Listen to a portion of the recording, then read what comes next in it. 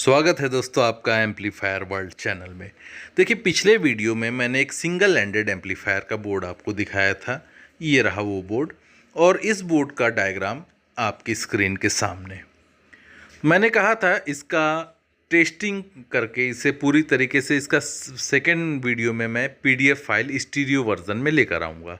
तो ये इसका स्टीरियो वर्जन का पीडीएफ फाइल है जो कि मैंने डिस्क्रिप्शन के लिंक में दे रखा है। आप इस पीडीएफ फाइल में दो चैनल आप देख सकते हैं। यही सेम इस सिंगल एंडेड ये वाला एम्पलीफायर है जो कि एक चैनल है। ये पीडीएफ मैंने बड़े साइज़ में प्रिंट किया है, हालांकि इस पीडीएफ का साइज़ छोटा है, इसके मुकाबले काफ़ी छोटा है। तो देखिए, ये एक प्रीसेट आप यहाँ पर देख रहे हैं और बैक साइड में एक ये ट्रांजिस्टर देख रहे हैं।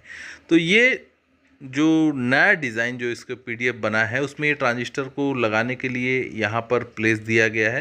हालांकि पिछले डिज़ाइन में ये मिस्टेक रह गई थी, उसे रेक्टिफाइड किया गया। और देखिए, यहाँ पर एक ये स्पीकर का वायर आप देख सकते हैं। स्पीकर आउटपुट यहाँ से राइट चैनल का मिलेगा और एक ग्राउंड वायर कनेक्ट करना है। ठीक इसी तरह स्पीकर का लेफ़्ट चैनल और ये ग्राउंड वायर यहाँ से कनेक्ट करना है। पॉजिटिव 60 वोल्ट तक का मैक्सिमम डीसी आप यहाँ पर दे सकते हैं। अगर 70 वोल्ट डीसी हो जाए तो भी कोई प्रॉब्लम नहीं है, केवल इस प्रीसेट की सेटिंग मायने रखती है। और 30-55 ट्रांजिस्टर जो यहाँ लगाने हैं उसके कनेक्शन इस प्रकार है: बेस, कलेक्टर, एमीटर।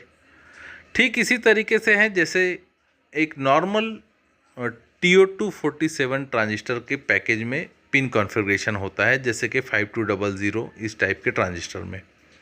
यहाँ पर देखिए, ये ड्राइवर ट्रांजिस्टर है BD139 और BD140, और ये बायस ट्रांजिस्टर आप यहाँ देख सकते हैं जो कि कैपेसिटर के पास में लगा हुआ है, और यहाँ से हमें इनपुट सिग्नल देना है। ठीक इसी तरह का इनपुट सिग्नल आपको राइट चैनल में भी ऑप्शन दिखाई देगा। तो चलिए बात करते हैं इसके सर्किट डायग्राम से। तो देखिए, इसके सर्किट डायग्राम में आप देख सकते हैं कि पहला ट्रांजिस्टर जो इनपुट सिग्नल है ये इस ट्रांजिस्टर के बेस पर जा रहा है, और इस ट्रांजिस्टर के बेस पर एक वोल्टेज डिवाइडर नेटवर्क से बायस वोल्टेज लाया गया है जो कि इनपुट ट्रांजिस्टर को जो उसके बेस है उसको पावर अप करता है। यहाँ पर ये एक रेजिस्टेंस और कैपेसिटर का नेटवर्क है, और ये फीडबैक रेजिस्टेंस यहाँ पर इस तरीके से जोड़ा गया है। तो ये फीडबैक है, और ये हमारा स्पीकर आउटपुट जो है इस लाइन से है, और ये हमारा बायस ट्रांजिस्टर है। बायस ट्रांजिस्टर के बेस पर देखिए दो रेजिस्टेंस और एक प्रीसेट का इस तरीके का नेटवर्क है, और यहाँ पर ये एक कैपेसिटर बूट स्ट्रैप कैपेसिटर है। इसका काम ये है, जब आप एम्पलीफायर को हाई आउटपुट में जब बजाते हैं तो जो बेस पर वोल्टेज है ये कैपेसिटर स्टोर करके रखता है और बेस को वोल्टेज सप्लाई करता रहता है। देखिए, यहाँ पर 100 ओम से लेके 300 ओम की बीच के रेजिस्टेंस यूज़ करना है। ठीक इसी तरीके से यहाँ पर भी है। तो यहाँ पर 100 ओम की रेजिस्टेंस मैंने सर्किट में यूज़ की है। इसमें बहुत ही वाइड रेंज है, जो सर्किट में पार्ट्स लगे हैं उनकी रेजिस्टेंस की बहुत अलग अलग रेंज है। तो देखिए, एक सिंगल एंडेड एम्पलीफायर में इनपुट में केवल एक ही ट्रांजिस्टर होता है, जबकि डबल एंडेड एम्पलीफायर में आपको डिफरेंशियल स्टेज का मतलब दो ट्रांजिस्टर वहाँ दिखाई देंगे।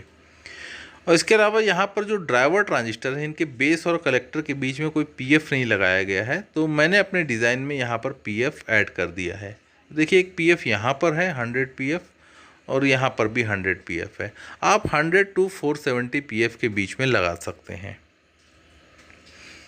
अब देखिए, ये सर्किट तो हमारा बन चुका है, लेकिन इसको टेस्ट करने के पहले हमें इसको हीट सिंक से कनेक्ट करना होगा। और हीट सिंक, छोटी सी हीट सिंक लगा देते हैं। अगर हम डायरेक्टली हीट सिंक लगाएंगे तो कलेक्टर शॉर्ट हो जाएगा, इसीलिए यहाँ पर हम माइका शीट का इस्तेमाल करते हैं। एक ये माइका शीट, और यहाँ से फास्टनर्स के ज़रिए हम इन ट्रांजिस्टर को इस हीट सिंक पर टाइट कर देंगे।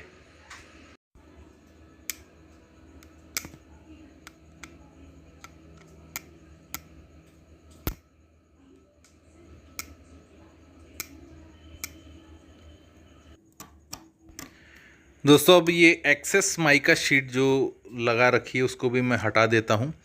एक्चुअली ये माइका शीट मैंने मार्केट से परचेस नहीं की है, ये पुरानी जो आयरन होती है, प्रेस होती है, उसमें उसके कॉइल से निकाली गई ये माइका शीट है। इसको भी हम यूज़ कर सकते हैं अगर आपको पर्टिकुलर साइज़ की माइका शीट नहीं मिलती है तो ये स्क्रैप में मिल जाती है तो उसका भी इस्तेमाल हो जाता है।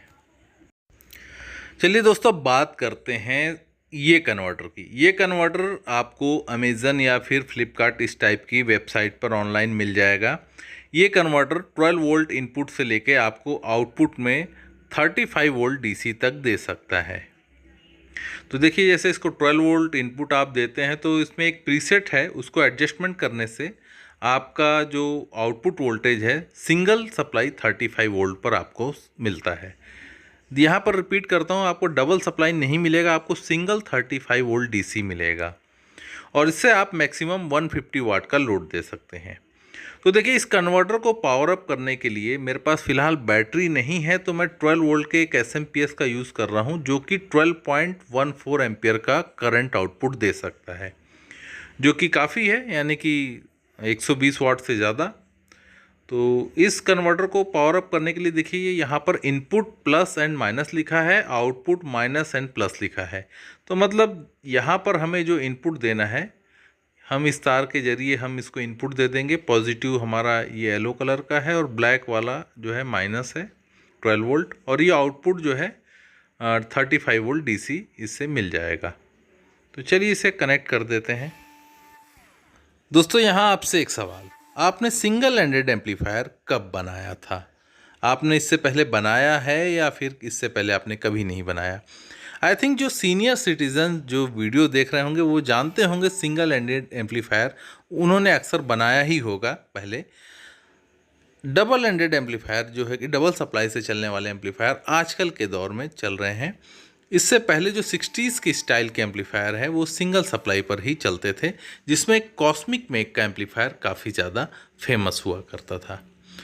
तो चलिए दोस्तों, यहाँ पर मैंने सारे कनेक्शंस कर लिए हैं, इसका इनपुट आउटपुट जोड़ दिया है। तो चलिए एक बार वोल्टेज मेज़रमेंट कर लेते हैं। देखिए, कन्वर्टर ऑन हो चुका है, उसके अंदर एक एलईडी दी हुई है और वो एलईडी ये बताती है कि आपका पावर इनपुट आ चुका है। तो देखिए यहाँ पर वोल्टेज मेजरमेंट कर रहे हैं तो इनपुट में 12 वोल्ट आ चुका है और आउटपुट में देखिए यहाँ पर 14.49 वोल्ट है। इसे हमें सेट करना होगा 35 वोल्ट मैक्सिमम पर। तो इसको सेटअप करने के लिए यहाँ पर एक पोटेंशियोमीटर जो प्रीसेट होता है वो दिया हुआ है, हम उस प्रीसेट को घुमाकर वोल्टेज को इंक्रीज़ कर सकते हैं। तो देखिए ये प्रीसेट है, मल्टी टर्न प्रीसेट है, इसे कई बार घुमाना पड़ता है, उसके बाद ये धीरे धीरे वोल्टेज बढ़ना शुरू होता है। देखिए इस तरीके से वोल्टेज बढ़ना शुरू हुआ, अभी 19 वोल्ट आ गया है। हम इसे और बढ़ाते हैं तो ये और वोल्टेज बढ़ता चला जाएगा। तो 19 वोल्ट से आगे 20, 25 ऐसे करते हुए बढ़ेगा। शायद कुछ प्रॉड लूज़ हो रही है, इस वजह से वोल्टेज रीडिंग सही नहीं मिल रही है। देखिए अभी 22 वोल्ट पर सेट हो चुका है, इसे और बढ़ाते हैं 24, 25, 26। हालांकि आप इस टाइप का converter variable DC power supply के लिए यूज़ कर सकते हैं। यहाँ पर आप इस प्रीसेट को निकालकर एक पोटेंशियोमीटर यानी कि एक वॉल्यूम कंट्रोल टाइप लगा सकते हैं इजी मूवमेंट के लिए, और आपका रिक्वायर्ड वोल्टेज इजीली आपको मिल जाएगा। तो देखिए इसका फुल सेटिंग कर दिया है मैंने, जो कि 34 वोल्ट पर ये मैक्सिमम सेट हुआ है। 35 तो नहीं आया, 34 वोल्ट आ गया है। ओके, कोई प्रॉब्लम नहीं, 1-2 वोल्ट इधर उधर होता है। दोस्तों यहाँ पर हम प्रीसेट की सेटिंग के बारे में जान लेते हैं। देखिए यहाँ पर एक 500 ओम का प्रीसेट है। अब इसको किस प्रकार सेट करना है, तो देखिए इसका जो मेन आउटपुट ट्रांजिस्टर है उसका बेस और एमीटर, इनके बीच में हमें वोल्टेज मेज़र करना होगा। इनके बीच में डीसी वोल्टेज 0.3 से लेकर 0.4 वोल्ट के बीच में अगर आप रख सकते हैं तो इसकी सेटिंग आप परफेक्ट मान सकते हैं। लेकिन फिर भी आपको समस्या है तो आप इस प्रीसेट की सेटिंग बीच में करके छोड़ दीजिए। आप चाहे तो पॉजिटिव लाइन या फिर निगेटिव लाइन, दोनों साइड के कोई भी ट्रांजिस्टर के बेस और एमीटर के बीच में, जो मेन 3055 ट्रांजिस्टर है उसके बेस और एमीटर के बीच में आपको इस प्रीसेट को एडजस्ट करते हुए 0.3 वोल्ट या 0.4 वोल्ट रखना है। अगर आप 0.5 वोल्ट रखते हैं तो साउंड क्लियर होता जाता है लेकिन हीटिंग इफेक्ट बढ़ जाता है। तो दोस्तों अब हम रेडी हैं सिंगल एंडेड एम्पलीफायर को टेस्ट करने के लिए। देखिए डीसी कन्वर्टर ऑन हो चुका है, इससे 35 वोल्ट का आउटपुट हमें मिल रहा है और ये हमारा छोटा सा एम्पलीफायर हालांकि एक चैनल है और आपको PDF जो है स्टीरियो में मिलेगा। इसके साथ मैंने एक 8 इंच का स्पीकर, 4 ओम और एक छोटा ट्विटर लगा रखा है। तो चलिए देखते हैं इसका साउंड कैसा है।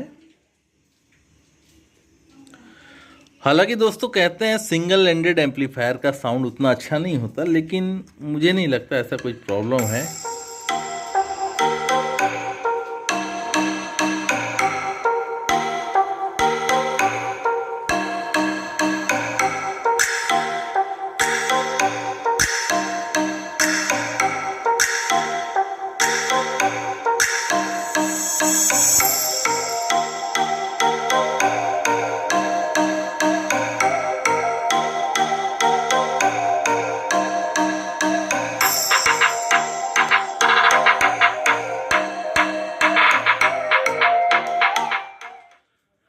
हालांकि दोस्तों इसकी साउंड क्लियरिटी किसी भी तरीके से कम नहीं है, बिल्कुल बहुत ही क्लियर साउंड है। लो वॉल्यूम पर भी काफ़ी अच्छा क्वालिटी का साउंड इसमें मिलता है।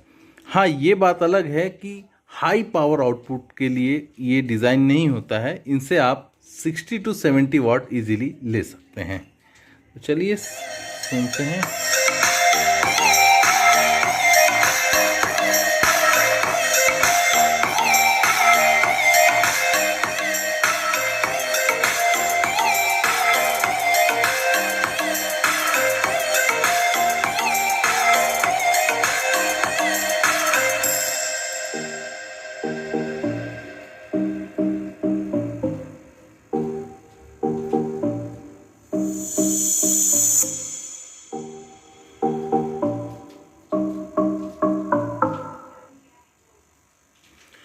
तो दोस्तों टेस्टिंग का वीडियो यहाँ होता है ख़त्म, और मुझे उम्मीद है आपको ये वीडियो पसंद आया होगा।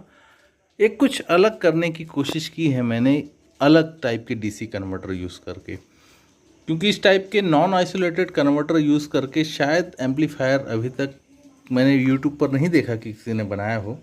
और एक बात और है कि अगर इसकी स्पीकर वायर शॉर्ट हो जाए तो भी कोई फ़र्क नहीं पड़ता। चलिए मैं म्यूज़िक चला के एक बार फिर से स्पीकर की वायर आपस में शॉर्ट कर देता हूँ।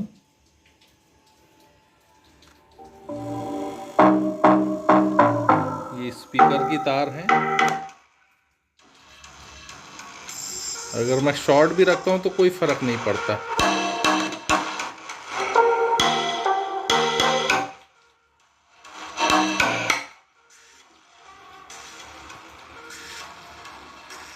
बिल्कुल शॉर्ट रखा है मैंने स्पीकर की वायर।